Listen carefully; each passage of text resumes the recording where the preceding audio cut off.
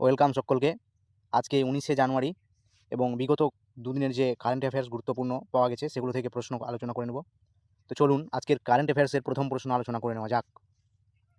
প্রথম প্রশ্ন রয়েছে, মহাকাল মহাতীর্থ মন্দির নামে বিশ্বের অন্য বৃহত্তম শিব মন্দির কোথায় নির্মাণ করা হবে? এর সঠিক উত্তর হয়ে যাবে অপশন ডি, পশ্চিমবঙ্গে। শিলিগুড়ি শহরের কেন্দ্রস্থল মাটিগাড়া লক্ষ্মী টাউনশিপ এলাকায় 17.41 একর জমির উপর তৈরি হবে এই মন্দির।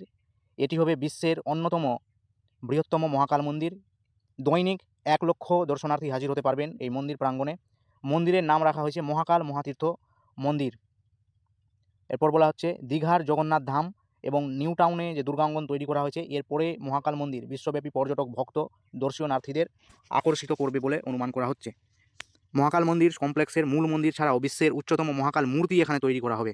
মূর্তিটির উচ্চতা হবে 216 ফুট। ব্রোঞ্জের মূল মূর্তির উচ্চতা হবে 108 ফুট। সেটি যে ভিতের উপর যে স্থাপিত হবে সেটিও 108 ফুটের উচ্চতা থাকবে। মন্দিরের 108 ফুট পেডিস্ট্রিয়ান ব্লকে 2টি নন্দী গৃহ থাকবে, যা পূর্ব এবং পশ্চিম দিকে অবস্থান করবে। একটি মিউজিয়াম এবং সংস্কৃতি হলও সেখানে থাকবে। মন্দিরের সীমানা বরাবর 12টি অভিষেক লিঙ্গ থাকবে এবং ভারতবর্ষের 12টি জ্যোতির্লিঙ্গের প্রতিমূর্তি সেখানে রাখা হবে।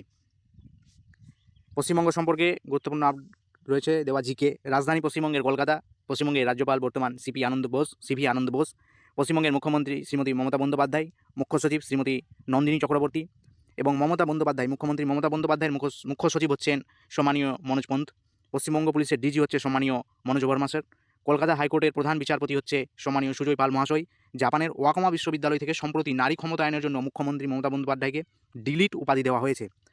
পশ্চিমবঙ্গের মুড়িগঙ্গার ওপরে আমরা কয়েকদিন আগেই দেখেছিলাম যে গঙ্গা সেতু নির্মাণ করা হচ্ছে। বিশ্বের বৃহত্তম দুর্গা মন্দির দুর্গাঙ্গন এখানে তৈরি করা হয়েছে এবং তার কয়েকদিন আগে দীঘা জগন্নাথ ধামে দীঘা যে জগন্নাথ মন্দির সেটা উদ্বোধন করা হয়েছে দীঘাতে। 2 নম্বর প্রশ্ন রয়েছে, উত্তর বঙ্গোপসাগর অঞ্চলে ভারতের সামুদ্রিক নজরদারি চালানোর জন্য ও নিরাপত্তা আরও শক্তিশালী করতে কোথায় একটি নতুন নৌঘাঁটি তৈরি করার জন্য সিদ্ধান্ত নেওয়া হচ্ছে? এর সঠিক উত্তর হয়ে যাবে পশ্চিমবঙ্গ। পশ্চিমবঙ্গের যে হলদিয়া বন্দর রয়েছে সেখানে একটি নৌঘাঁটি স্থাপনের কথা ঘোষণা করেছে ইন্ডিয়ান নেভি। উত্তর বঙ্গোপসাগর অঞ্চলে ভারতের সামুদ্রিক নজরদারি ও নিরাপত্তা আরও শক্তিশালী করতে পশ্চিমবঙ্গের হলদিয়ায় একটি নতুন নৌঘাঁটি স্থাপনের সিদ্ধান্ত নিয়েছে ভারতীয় নৌবাহিনী। চীনা নৌবাহিনীর ক্রমবর্ধমান তৎপরতা, বাংলাদেশ ও পাকিস্তান ঘিরে বদলে যাওয়া আঞ্চলিক নিরাপত্তার পরিস্থিতির পরিপ্রেক্ষিতে এই কৌশলগত পদক্ষেপ নেওয়া হয়েছে। নৌবাহিনী এটি প্রতিষ্ঠিত হয়েছে 1950 সাল 26শে জানুয়ারি। নৌবাহিনীর বর্তমান প্রধান হচ্ছে অ্যাডমিরাল দীনেশ কুমার ত্রিপাঠী মহাশয়। পরবর্তী প্রশ্ন রয়েছে 3 নম্বর, হেনলি পাসপোর্ট ইন্ডেক্স 2026-এ ভারতের স্থান কত? Option B 80। হেনলি পাসপোর্ট সূচক 2026 অনুসারে ভারতের পাসপোর্ট র্যাঙ্কিং 5 ধাপ এগিয়ে এসছে 80তম, অর্থাৎ এর আগে যে র্যাঙ্কিং ছিল ভারত সেখানে 85তম স্থানে ছিল, এইবার 5 ধাপ কমে গেছে। এর ফলে ভারতীয় নাগরিকদের এখন 55টি দেশে ভিসা ছাড়াই আমরা ঘুরতে যেতে পারবো। সিঙ্গাপুরের পাসপোর্ট বিশ্বের সবচেয়ে শক্তিশালী পাসপোর্ট, 192টি দেশের ভিসামুক্ত ভ্রমণের অনুমতি দেয়। জাপান এবং দক্ষিণ কোরিয়া 188টি দেশ সহ দ্বিতীয় স্থানে রয়েছে।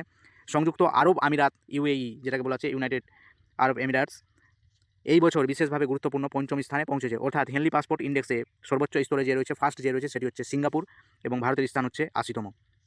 এবার এখানে কয়েক প্রকার ভিসা, যেমন ভিসা মুক্ত, ভিসা ফ্রি, যেখানে আপনার কোনো রকম ভিসার প্রয়োজন নেই। ভিসা অন অ্যারাইভাল, অর্থাৎ আপনি যখন সেই দেশটিতে পৌঁছাবেন সেখানে আপনাকে ভিসা আপনাকে দেওয়া হবে। ইটিএ এর জন্য আপনাকে যাত্রার আগে একটি ছোট অনলাইন ফর্ম পূরণ করে সেখান থেকে অনুমোদন নিতে হবে। নেক্সট বলা হয়েছে এখানে র্যাঙ্কিং, ভারতের গুরুত্বপূর্ণ র্যাঙ্কিংগুলো দেখে নেব আমরা। গ্লোবাল পিস ইন্ডেক্সে ভারতের স্থান হচ্ছে 115 এবং টপে হচ্ছে আইসল্যান্ড। গ্লোবাল হাঙ্গার ইন্ডেক্সে ভারতের স্থান হচ্ছে 102 এবং টপে হচ্ছে Armenia. World press freedom index 2025 ভারতের অবস্থান হচ্ছে 151তম এবং টপে হচ্ছে Norway. World happiness report index যেটা রয়েছে 2024 সাল, ভারতের অবস্থান হচ্ছে 118 এবং ফিনল্যান্ডের অবস্থান হচ্ছে সর্বোচ্চ, অর্থাৎ ফিনল্যান্ড হচ্ছে টপে। গ্লোবাল জেন্ডার গ্যাপ ইন্ডেক্স 2025 ভারতের স্থান হচ্ছে 131 এবং টপে হচ্ছে Iceland. Military strength ranking index 2025 India হচ্ছে 4 নম্বরে, টপে রয়েছে ইউএস, তারপরে রাশিয়া, তারপরে চাইনা এবং 4 নম্বরে রয়েছে ভারত। গ্লোবাল ইনোভেশন ইন্ডেক্স 2025-এ ভারতের স্থান হচ্ছে 38তম, টপে হচ্ছে সুইজারল্যান্ড। 4 নম্বর প্রশ্ন, বিচারপতি মনোজ কুমার গুপ্ত কোন হাইকোর্টের প্রধান বিচারপতি হিসেবে শপথ নিয়েছেন? এর সঠিক উত্তর হয়ে যাবে উত্তরাখণ্ড। বিচারপতি মনোজ কুমার গুপ্ত ভারতের একজন বিশিষ্ট বিচারপতি, যিনি সম্প্রতি জানুয়ারি 2026 উত্তরাখণ্ড হাইকোর্টের প্রধান বিচারপতি হিসেবে নিযুক্ত হয়েছেন 10 জানুয়ারি 2026-এ। তিনি এর আগে এলাহাবাদ হাইকোর্টের বিচারপতি হিসেবে দায়িত্ব পালন করেছেন এবং সেখানে ভারপ্রাপ্ত বিচারপতি হিসেবেও ভারপ্রাপ্ত অর্থাৎ অস্থায়ী বিচারপতি হিসেবে কাজ করেছেন। উত্তরাখণ্ড সম্পর্কে আমরা দেখে নেব। উত্তরাখণ্ডের রাজধানী দেহরাদুন। রাজ্যপাল হচ্ছে লেফটেন্যান্ট জেনারেল গুরমিত সিং। উত্তরাখণ্ডের মুখ্যমন্ত্রী হচ্ছেন পুষ্কর সিং ধামি মহাশয়। 5 নম্বর প্রশ্ন, সম্প্রতি ভারতের আদার রাজধানী কাকে ঘোষণা করা হয়েছে? আদার রাজধানী এর সঠিক উত্তর হয়ে যাবে মিজোরামকে।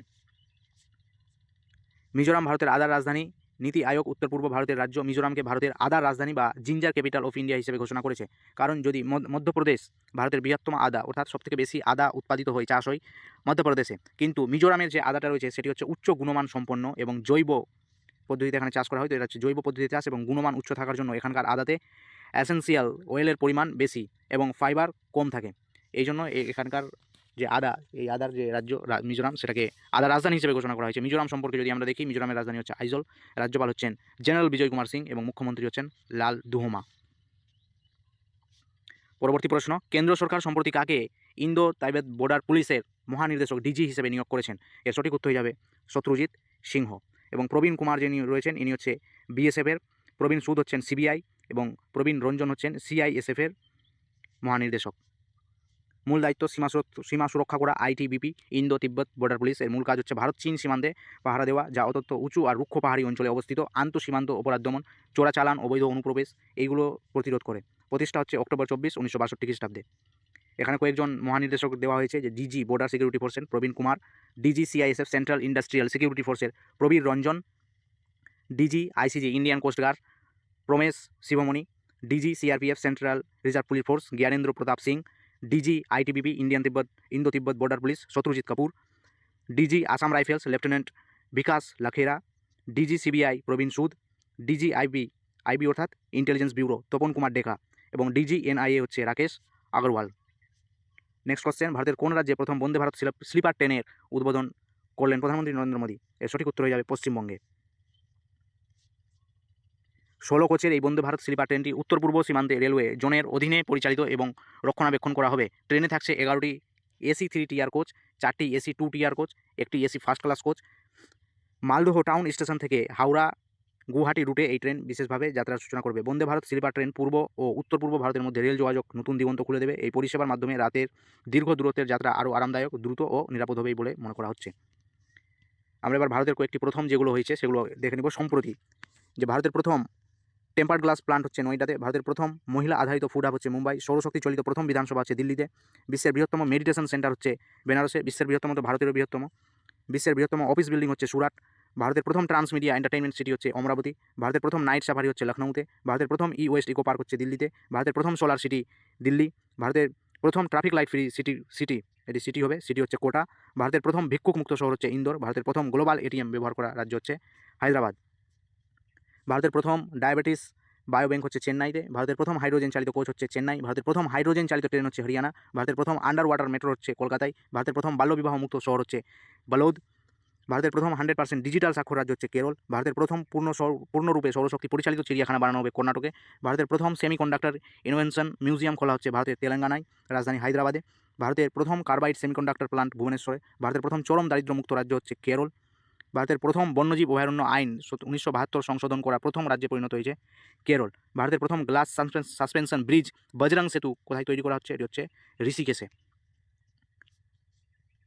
8 নম্বর প্রশ্ন, উৎসব থেকে জল্লিকাট্টু উৎসব কোন রাজ্যে পালন করা হয়? WBP 2024 কয়েকদিন আগে যে পরীক্ষা হয়েছে সেখানে এসেছিল প্রশ্নটি, এটি সঠিক উত্তর হয়ে যাবে তামিলনাড়ুতে। বর্তমানে এই উৎসবটি তামিলনাড়ুতে চলছে, এই সময় পালন করা হয়। জল্লিকাট্টু হলো তামিলনাড়ুর একটি প্রাচীন ঐতিহ্যবাহী ষাঁড় নিয়ন্ত্রণ করার খেলা, যা পঙ্গল উৎসবের মতো মাট্টু পঙ্গল দিনে অনুষ্ঠিত হয়, যেখানে অংশগ্রহণকারীরা একটি দৌড়ানো ষাঁড়ের কুঁজ বা সিং ধরে তাকে নিয়ন্ত্রণ করার চেষ্টা করে, যা সাহস ও ঐতিহ্যকে তুলে ধরে। এটি তামিলের একটি সংস্কৃতির অবিচ্ছেদ্য অংশ। প্রধান বৈশিষ্ট্য, সময়, স্থান, জানুয়ারি মাসে পঙ্গল উৎসবের অংশ তামিলনাড়ু মাদুরাই ত্রিচি পুদুকোটাই এর মতো জেলায় অনুষ্ঠিত হয়। খেলার পদ্ধতি হচ্ছে ষাঁড়কে ছেড়ে দেওয়া হয়, অংশগ্রহণকারীরা যারা থাকেন খেলোয়াড়, তারা এই সিং বা কুঁজ ধরে ষাঁড়টিকে নিয়ন্ত্রণ করে। এটি হচ্ছে এখানকার অর্থ। জাল্লিকাট্টু শব্দটি এসেছে সালি মুদ্রা এবং কাট্টু অর্থ হচ্ছে বাঁধা থেকে এসেছে। এখানে ষাঁড়ের সিংয়ে টাকা বা মুদ্রা কিছু একটা বেঁধে দেওয়া হয়, যা নিয়ন্ত্রণ করতে পারলে তাদেরকে বিজয়ী বলে ঘোষণা করা হয়। সাংস্কৃতিক গুরুত্ব যদি দেখি তাহলে তামিলনাড়ু কৃষি সংস্কৃতি, সাহস, ষাঁড় ও মানুষের মধ্যেকার সম্পর্ককে প্রতীকীভাবে তুলে ধরে এই উৎসব।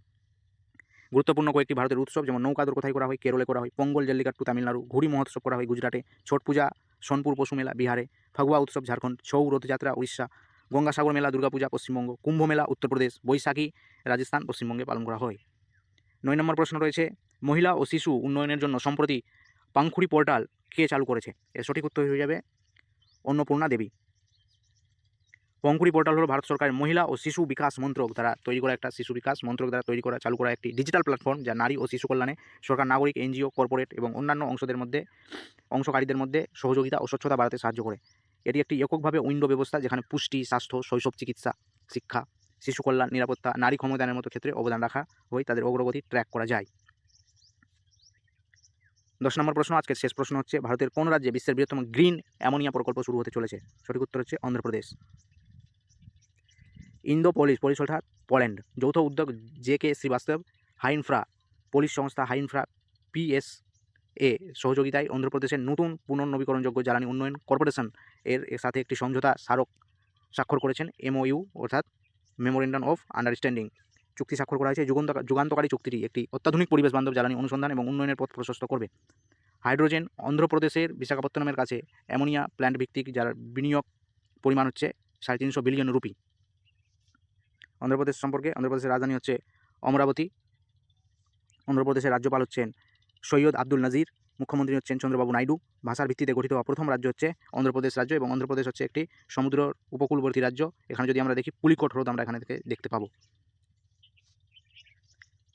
আজকে রিভিশন প্রশ্ন হচ্ছে, সম্প্রতি নৃত্য কলানিধি পুরস্কার 2025 কে পেয়েছেন? এর সঠিক উত্তর হয়ে যাবে উর্মিলা সত্যনারায়ণ। কিছুদিন আগেই কারেন্ট অ্যাফেয়ার্সে করানো হয়েছিল। আজকে জিকে থেকে, রাষ্ট্রবিজ্ঞান থেকে প্রশ্ন রাখা হয়েছে, ইন্ডিয়ান পলিটি থেকে। প্রস্তাবনার ভাষা কোথা থেকে নেওয়া হয়েছে? অস্ট্রেলিয়ার সংবিধান থেকে। প্রস্তাবনাটি কোথায় থেকে নেওয়া হয়েছে? মার্কিন যুক্তরাষ্ট্র থেকে। প্রস্তাবনা অর্থাৎ আমরা ভারতীয় সংবিধান, এই যে আমরা প্রস্তাবনাটা পড়ছি, আমরা ভারতীয় জনগণ, এই যে প্রস্তাবনা অংশটি, এটি মার্কিন যুক্তরাষ্ট্র থেকে নেওয়া হয়েছে, এবং এই যে ভাষা সেটা নেওয়া হয়েছে অস্ট্রেলিয়ার সংবিধান থেকে। মৌলিক কর্তব্য কোথা থেকে নেওয়া হয়েছে? সোভিয়েত ইউনিয়ন, রাশিয়া থেকে। সংবিধান সংশোধন পদ্ধতি কোথা থেকে নেওয়া হয়েছে? দক্ষিণ আফ্রিকা থেকে। রাষ্ট্রপতি নির্বাচন পদ্ধতি আয়ারল্যান্ড থেকে। মৌলিক অধিকার মার্কিন যুক্তরাষ্ট্র থেকে। সুপ্রিম কোর্ট ব্যবস্থা মার্কিন যুক্তরাষ্ট্র থেকে। 2 কক্ষ বিশিষ্ট সংসদ ইংল্যান্ড থেকে। একক নাগরিকত্ব ইংল্যান্ড থেকে। রাষ্ট্রপতি যে পদটা রয়েছে ভারতে, সেটা কোথা থেকে নেওয়া হয়েছে? ইংল্যান্ড থেকে। আজকের প্রশ্ন তোমরা কমেন্ট বক্সে উত্তর করে জানাবে যে 53তম বিশ্ব বইমেলা সম্প্রতি কোথায় আয়োজন করা হয়েছে। তো এই ছিল আজকের কারেন্ট অ্যাফেয়ার্স। আশা করি প্রত্যেকের ভালো লেগেছে। লাইক, শেয়ার, সাবস্ক্রাইব, কমেন্ট অবশ্যই করে দিও। ভিডিওটি দেখার জন্য সকলকেই ধন্যবাদ।